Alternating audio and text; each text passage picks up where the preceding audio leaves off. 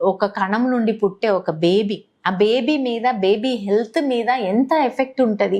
ఆ baby growth అంటే brain tissues కానీ, బేబీలో ఉండే స్పైనల్ కార్డ్ కానీ, హార్ట్ కానీ, లంగ్స్ కానీ ఏవి సరిగ్గా ఫామ్ అవ్వవు. ఒకవేళ మదర్ ఇప్పుడు నేను ఆపేస్తాలే మేడం, ప్రెగ్నెన్సీ వచ్చినాక ఆపేస్తాలే, ఇలా మాట్లాడే వాళ్ళు కూడా ఉంటారు. ప్రెగ్నెన్సీ వచ్చాక ఆపడం కాదు, ఇప్పుడు నువ్వు తీసుకున్న నికోటిన్ ఎఫెక్ట్ నీ ఓవరీస్ మీద ఉంటది, నీ ఎగ్స్ మీద ఉంటది.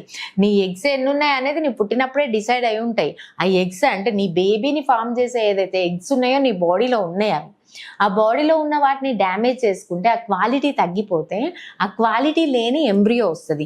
అబార్షన్స్ అయితే ఈ అబార్షన్స్ అయ్యాక మేడం ఎందుకు అవుతుంది, ఏంటి రీజన్ ఆల్రెడీ మన ఎన్విరాన్మెంట్లోనే చాలా మనము రకరకాలుగా ఎన్విరాన్మెంట్ని డ్యామేజ్ చేసి ఆల్రెడీ పొల్యూషన్ అయిపోయి న్యాచురల్గా అంత హెల్తీగా ఉన్నా కూడా అబార్షన్స్ అనేవి చూస్తున్నాం, మల్టిపుల్ అబార్షన్స్ చూస్తున్నాం.